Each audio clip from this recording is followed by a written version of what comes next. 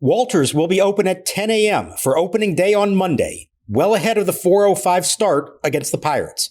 Plus, make Walters your spot to watch the NCAA tournament if you're down in Navy Yard. This episode is brought to you by Pepsi Wild Cherry. Pepsi Wild Cherry is bursting with delicious cherry flavor and a sweet, crisp taste that gives you more to go wild for.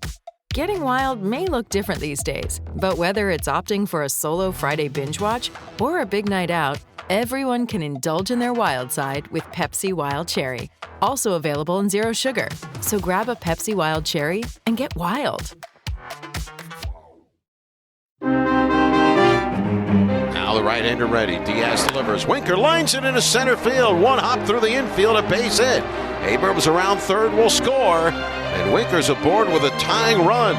A walk, a steal, and a one-out single by Winker, the former Red. And it's now the Reds 6 and the Nationals 5. Now the kick and the pitch.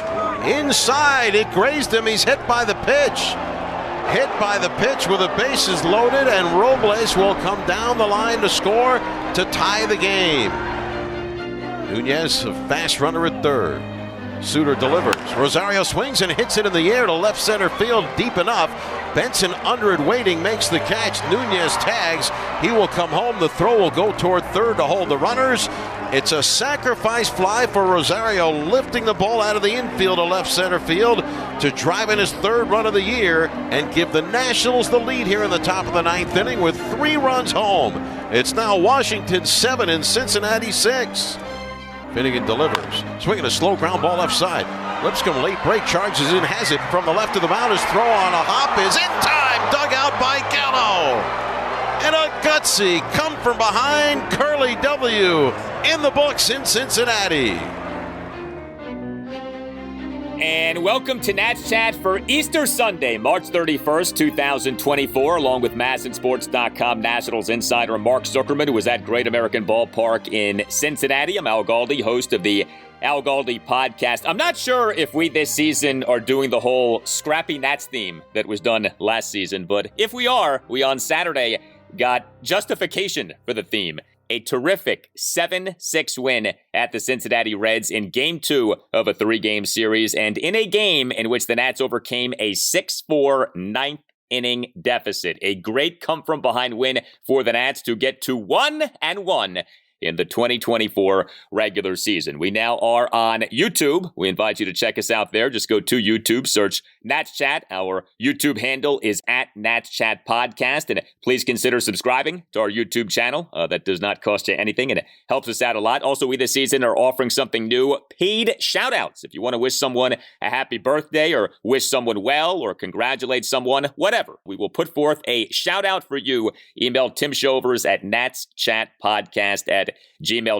We, toward the end of this episode, have the very first shout-out in Nats Chat podcast history. So the Nats on Saturday had a starting pitcher who lasted for just 4 1/3 innings and yet won. The Nats on Saturday struck out 14 times and yet won. Why? How? Well, a lot of reasons, but 2 key reasons were 2 key pieces in the rebuild coming up big. C.J. Abrams and Keibert Ruiz. There certainly were others who contributed, but Mark, really good stuff from those guys in what was a wild game, man.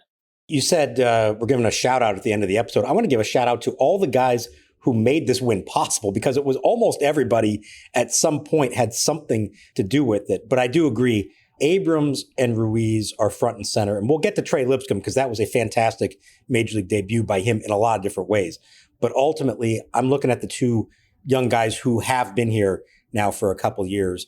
And you saw there from both of them, both what they've done in the past that makes you intrigued and a step beyond the progression that you've seen from them. For C.J. Abrams to draw 3 walks in this game, something that they really want him to improve upon as the leadoff hitter, and then immediately steal a base each time after the walk, in addition to the big triple and then scoring on a wild pitch. That's a fantastic game and performance from a guy who we saw so much the second half last year, what he can be. Here's that next level he can get to. If he can show the plate discipline to get on base without having to put the bat on the ball, that's a huge step for him. So I loved to see that. And Keibert Ruiz, he had the knack last year of coming through with big home runs late in games. He had 4 game-tying or go-ahead homers in the 8th inning or later last year. He's already got one now this year with this one. And on top of that, 2 more hits, another RBI, the game-tying hit by pitch with the bases loaded, and I thought some really nice throws from behind the plate, including one that ultimately got Elly De La Cruz because he overslid the bag. I thought it was a really good all-around performance from Ruiz, especially in some areas like the defense that we know is the next step for him to make himself a better all-around player. So much of this Nats season is about the team's top 2 prospects, right? Dylan Cruz and James Wood. But you certainly want to continue to see growth and development from those young players already at the major league level. And Abrams and Ruiz, obviously, are 2 of those guys who are a part of that group. I think Abrams was the MVP of this game. I mean, I know you have other candidates, but man, he was just such an impactful player in this game. Starting shortstop, number 1 batter, 1 for 2 with a triple and 3 walks, 3 for 3 on stolen bases. Also made a very nice defensive play, but top of the first, a leadoff 8-pitch walk despite having been down in the count at 1.12. And he had to steal a second base, though the steal came seconds after he really should have been picked off at first base. If not for an errant throw by the Reds starting pitcher Hunter Green and or a missed catch by the Reds first baseman Christian Encarnacion Strand, it was kind of hard to tell who was more at fault for that, but whatever. Abrams took advantage of not being picked off, had the stolen base. Then bottom of the first, on a liner by Spencer Steer, Abrams, a really nice diving backhanded catch on the border of the infield dirt and the outfield grass for the second out. Abrams in the Nats 1-run 5th, a 1-out walk and to steal a second base. Abrams in the Nats 1-run 7th, leadoff triple to the right field corner, and he scored on a wild pitch to cut the Nats deficit to 4-3. And then Abrams in a Nats 3-run 9th, leadoff 4-pitch walk and a steal of second base. So impacting the game in all kinds of ways. And then Keibert Ruiz, starting catcher, number 6 batter, 3 for 4 with a game-tying solo homer, RBI single, another single, and yes, the game-tying RBI hit by pitch as Keibert in that Nats 3-run 9th drew a 1-out, bases loaded hit by pitch to tie the game at 6. The homer was huge, 1-run 8th, a 1-out game-tying solo homer to right field to tie the game at 4. You know, it was interesting, though, with this game because this ends up being a good offensive game for the Nats. And yet, for a good chunk of this game, this did not feel like a good offensive game for the Nats. And you had plays that went down as hits that really weren't even hits. I mean, Keibert in the Nats 1-run 4th had a 1-out RBI single, and I put single in quotation marks, came on an 0-2 pitch, so good for him. But the single was a routine fly ball to shallow center that was not caught by shortstop Elly De La Cruz as he attempted an over-the-shoulder catch. I mean, that was not a single. That was an error, and it goes down as a single, whatever. But it's so odd because you leave this game feeling good about the offensive performance. But again, for so much of this game, you did not feel so good about the offensive performance. Yeah, look, let's compliment the ability to rally late and score those runs the way they did and to come through with productive at-bats with everything on the line. But let's be clear. If they had done their job at situational hitting in the first half of the game, they wouldn't have needed to rally late. They were 2 for 10 with runners in scoring position through the first 5 innings.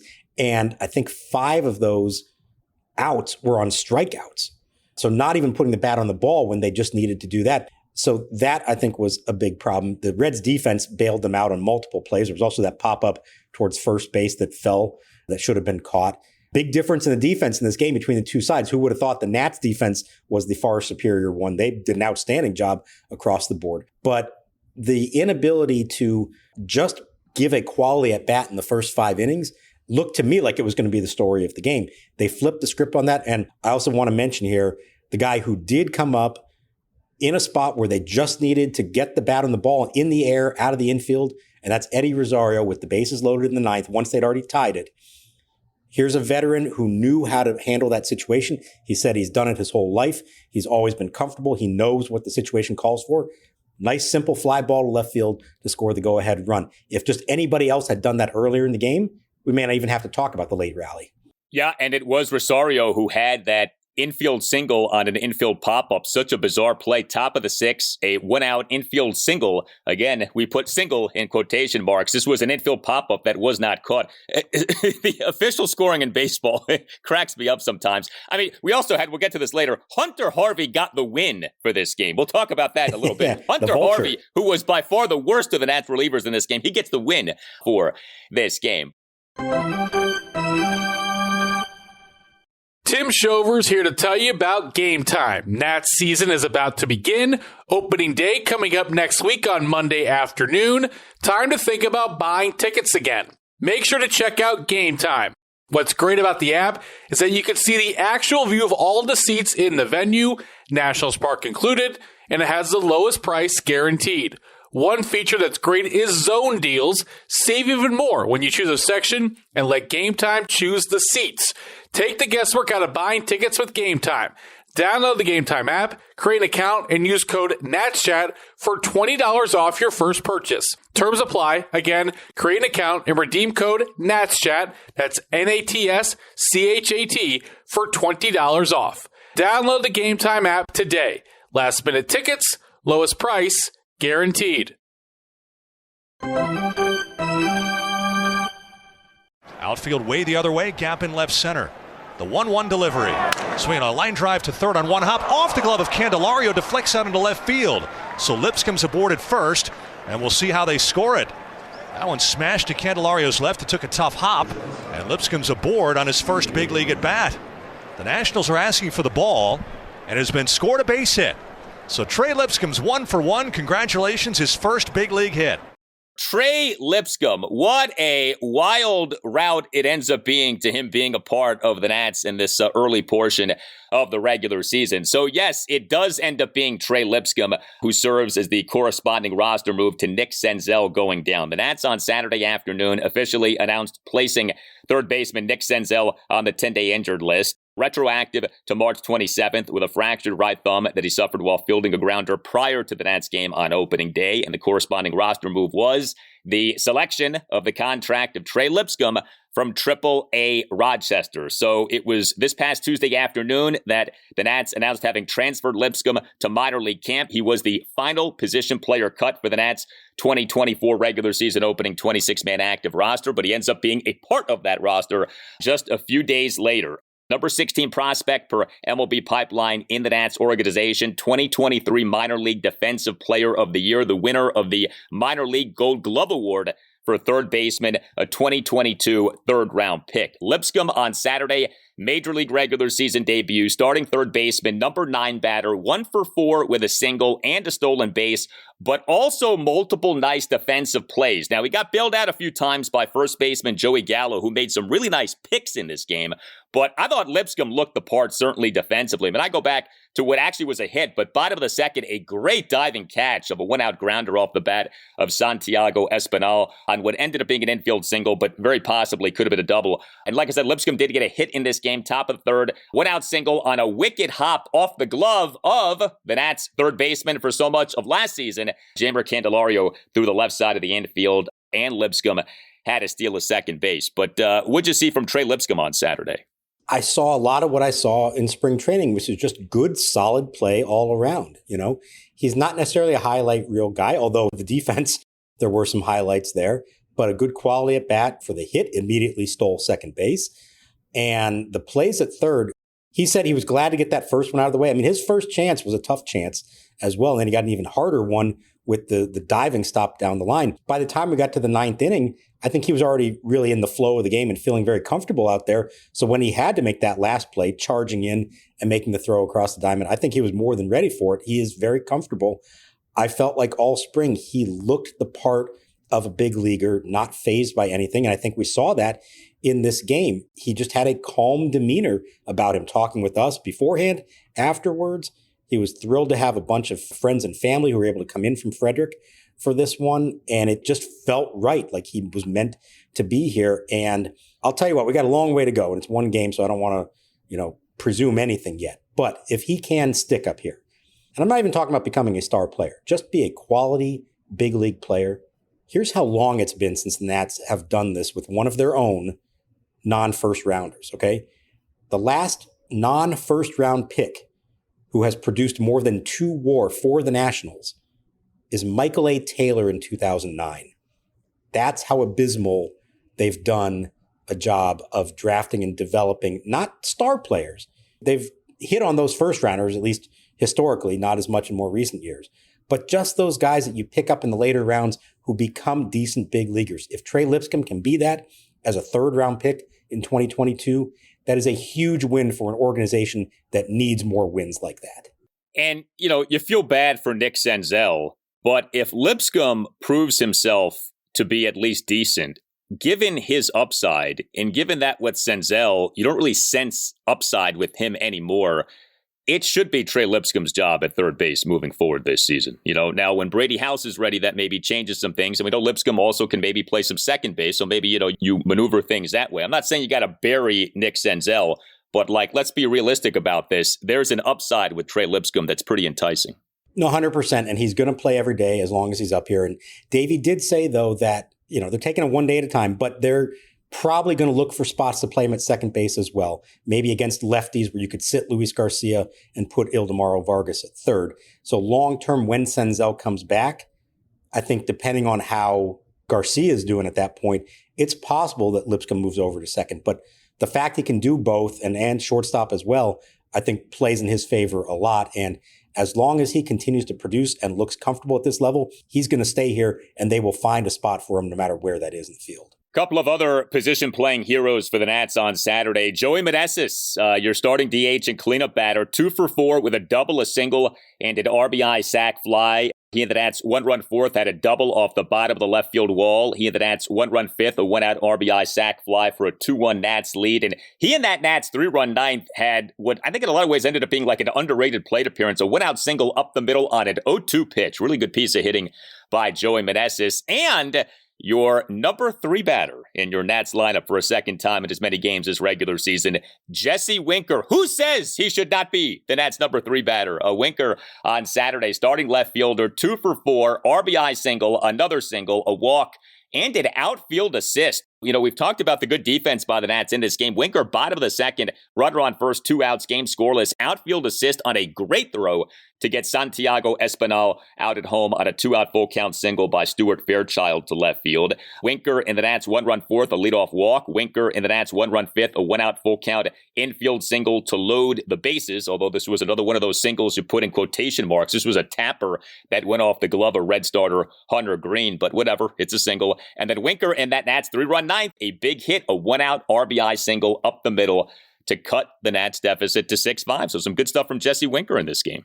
All around great job by him, also using his legs to score a run. And, a bunch of the Cincinnati writers here know him from his time in Cincinnati, and they were really impressed with the athleticism he showed. He dropped 25 pounds. He used to be a lot heavier.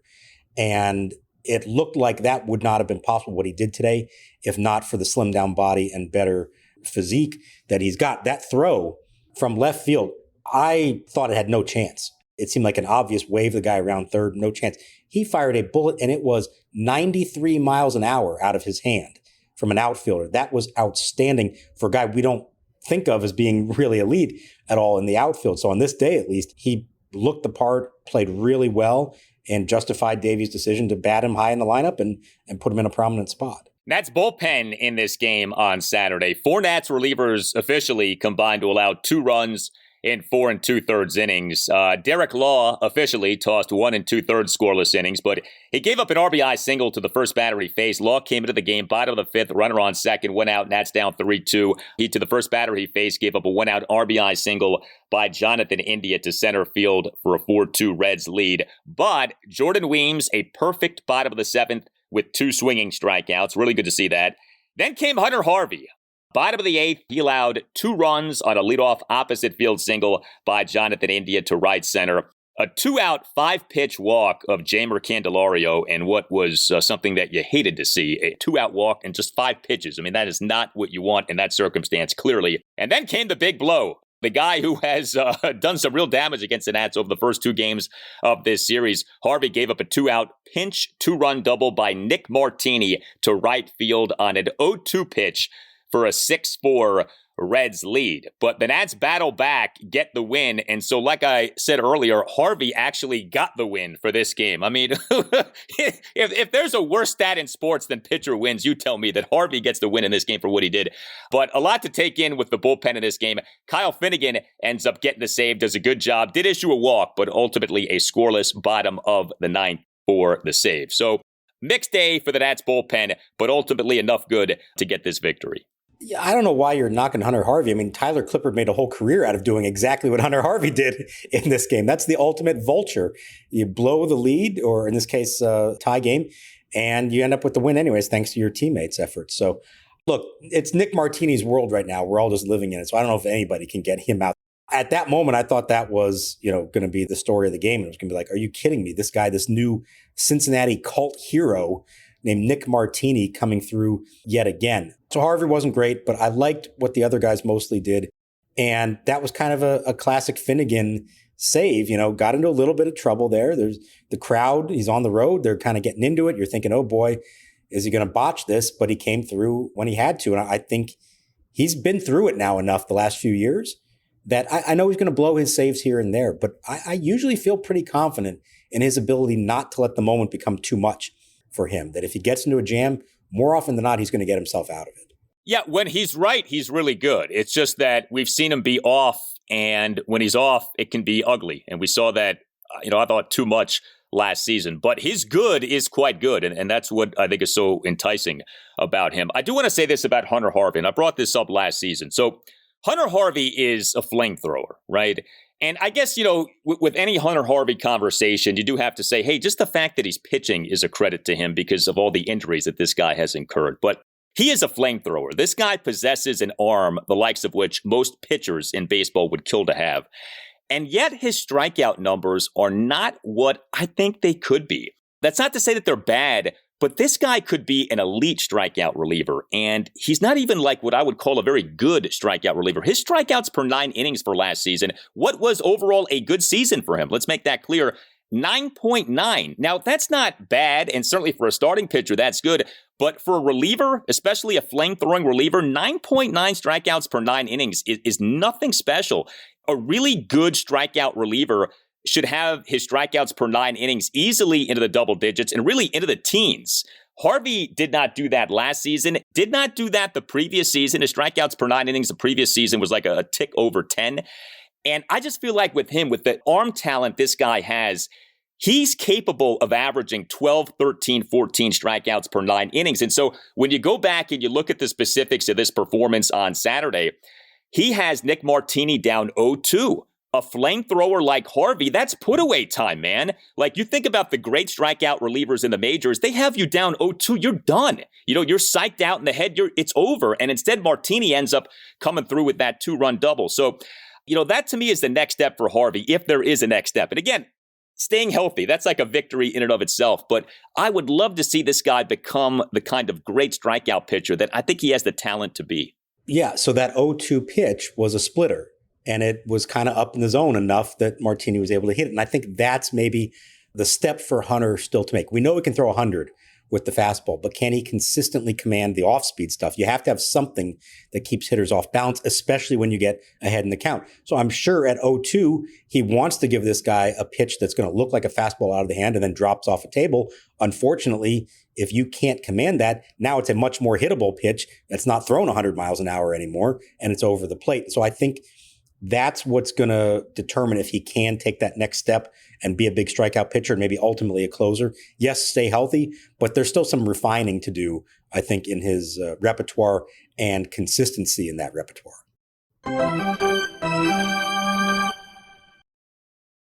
Corbin sets. Now the pitch, swinging a line drive, base hit into left field. Charging is Winker. Runners rounding third, throw coming to the plate. They may get him. Ruiz the tag. Out is the call at the plate. On a perfect throw by Jesse Winker. And the tag by Ruiz, who made a one-handed catch of it and got the glove down for the tag. So the Nats starting pitcher in this 7-6 win at the Reds on Saturday was Patrick Corbin. He allowed 4 runs in 4 and the third innings in his first start of the 2024 regular season, what is the 6th and final season of the 6-year, $140 million contract to which the Nats signed him in December 2018. Yes, this is the final season of the Patrick Corbin contract. And He, on Saturday, unfortunately, ended up with a final line way too reminiscent of what we've seen from him since the start of the 2020 season. Now, he did begin his outing by throwing 3 scoreless innings, but he then got charged with 4 runs over the 4th and 5th innings. He ultimately, in the outing, gave up 7 hits, which were comprised of 2 home runs, a double, and 4 singles. He recorded just 2 strikeouts, which, as we have noted, has been a big-time feature of his decline, him just no longer being the strikeout pitcher he had been. He did issue 1 walk. He threw 69 pitches, 42 strikes versus 27 balls. Corbin in a Reds 1-run 4th gave up a 2-out solo homer by Jeimer Candelario to left field that tied the game at 1. Corbin in a Reds 2-run 5th was charged with 3 runs. He in the inning gave up a 1-out 2-run opposite field homer by Luke Maile to right center field for a 3-2 Reds lead. Did have a pickoff in this game. Bottom of the 3rd picked off Will Benson, who then was tagged out while not sliding and going into second base for the second out. I thought that was kind of interesting.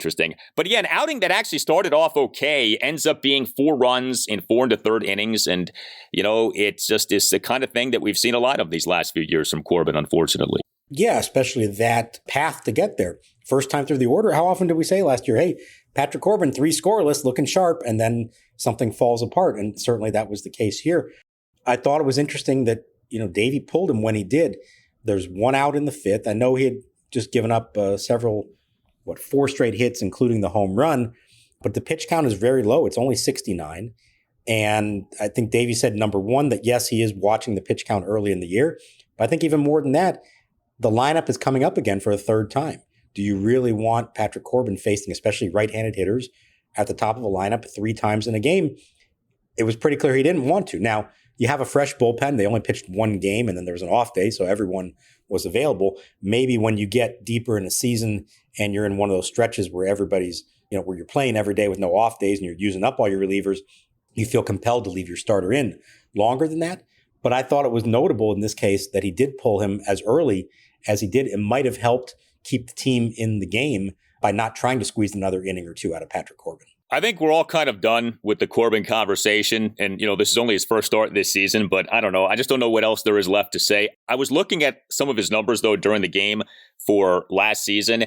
And last season, he was better than he was in the previous season. I know that's not saying much, but we did talk about that, how at times he looked better. The final numbers ended up being better. And yet, and I didn't realize this till today, his ERA for last regular season, 5.20, a substantial improvement from the 6.31 ERA for the 2022 regular season. That 5.20 ERA still ended up being the 3rd worst ERA among all qualified pitchers in the majors last regular season. And his WHIP for last regular season, 148, marked improvement from the 170 for the previous regular season. That was the worst WHIP among all qualified pitchers in the majors. So even with substantial, significant improvement from 2022 to 2023, he still ended up being arguably the worst starting pitcher in the majors last season. And I bring this up not to beat up on the guy, but just to sort of highlight where we are.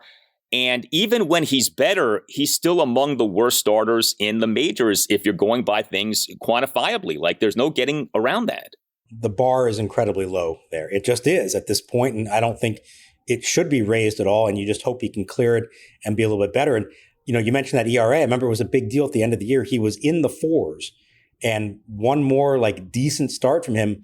I know it's symbolic. It doesn't really mean anything, but it looks a lot better on the back of your baseball card to have an ERA that starts with a 4 than a 5, doesn't it? And unfortunately, he blew up in those at least the last start, maybe the last couple ones, and that's what raised it back up. But yeah, I will be really interested to see how they handle this year with him. Obviously, at the moment, they need him to provide innings. I know, we have Trevor Williams still in the rotation as well, who arguably was worse than Corbin last year. Maybe there's a point later this year where there are enough healthy young arms that they think, okay, it might be time to finally move the guy to the bullpen. But I think at minimum, you may see Davey be more willing to pull him earlier in starts and not try to get those 6 innings out of him and just say, hey, get us through a lineup twice and we'll take over from there. Give us a chance to win the game. And, at the very basic level, he did that in this game, even though he wasn't very good. I think that Great American Ballpark is a really nice ballpark, but it is a notorious home run hitters ballpark. And you look at the StatCast measurements for the homers in this game. The Candelario homer, 379. The Maile homer, 374. The Keibert Ruiz homer actually was decent, 397. But as bandbox ballparks go, is Great American Ballpark the biggest bandbox ballpark, the most home run friendly ballpark in the majors, or can you think of another one that's even more home run friendly? Well, it's right up there, but here's the thing. I don't know if you saw the stat that I tweeted about the Maley homer at 374. They have this thing where it'll show you how many ballparks that have been out of. There were only two that would have been a home run.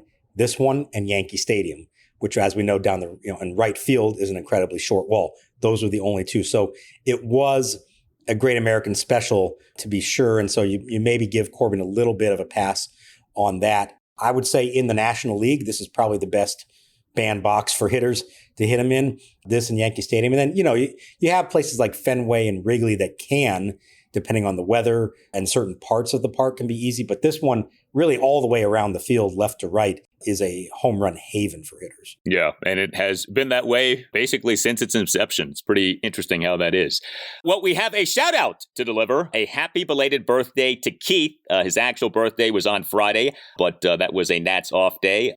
But Craig wishes Keith good luck at DAFL next weekend. DAFL is a fantasy baseball league, the Dayton Area Fantasy League. Keith has lived in the Washington, D.C. area for over 30 years, has been a Nats season ticket holder since the first season, and listens to Nats Chat every day. So first of all, thank you for being a listener. But man, a season ticket holder for the Nats since that first season of 2005. I hope the Nats have treated this guy well. That is tremendous, that kind of support for the ball club. That's my kind of fan, Al. So good on you, Keith. You've been there from day one. I know there are a bunch of them still out there who have done that since RFK, and I think it's really special for that select group of fans who has stuck with them all the way through thick and thin. I know the team does do a lot to try to show their appreciation for the fans who've been with them all the way from the beginning.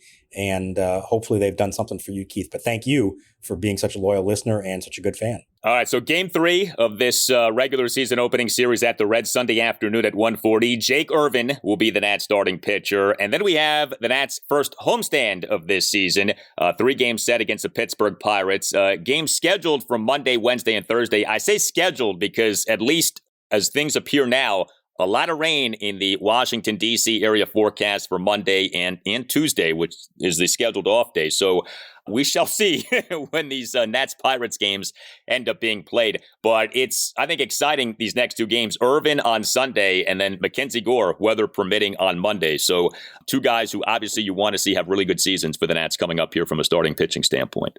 And Jake Irvin was great this spring, kind of unheralded. He had 15 scoreless innings to end the spring. I'm really curious to see how he handles this now in his second big league season. And Mackenzie Gore, we know it's all about handling the emotions for him. His emotions are going to be high, getting the honor of the home opener start. And I'll be interested, again, depending on the weather, how he handles that. Now he handles a Pirates team that's 3-0 against the Marlins so far this year. They're off to a really good start. There's some intriguing matchups. I know they're not division matchups, but both the Reds and the Pirates, like the Nats, loaded with a lot of young talent and teams that want to take that next step here. I think this is going to be a good measuring stick of how the Nats stack up against teams that are kind of in the same position as they are. Yeah, I was going to say the Pirates do have some young talent. The next wave of good Pirates teams might actually be closer than most people may think. Well, you tell us what you think. Hit us up on X at Nats_chat. You can email the show, natschatpodcast@gmail.com. Like I said earlier, you can find us on YouTube. Just search Nats Chat. Our YouTube handle is at Nats Chat Podcast. And please click on the thumbs up button and please click on subscribe. We very much appreciate that. We have a website that we invite you to check out too, natschatpodcast.com, at which you can buy a Nats Chat Podcast t-shirt. All Nationals radio highlights on Nats Chat are courtesy of 106.7 The Fan. Nats Chat is on the radio Sunday morning 9 to 10 on ESPN Richmond, which is 106.1 FM in the Richmond, Virginia area, and on Priority Sports Radio 94.1 in the Virginia Beach area. For Mark Zuckerman, I'm Al Galdi. We thank you for listening, and we'll talk to you next time on the Nats Chat Podcast. Now the wind by Corbin. Here's his pitch. Swinging a ground ball to third. Big hop. Lipscomb has it in foul ground. Plants. Low throw. Dug out by Gallo on a hop, and the inning is over. That was not an easy play up the line, and it took a high hop. And he was straddling the base as he made the throw. He got it over there in a hurry, but on one hop, but Gallo makes the pick.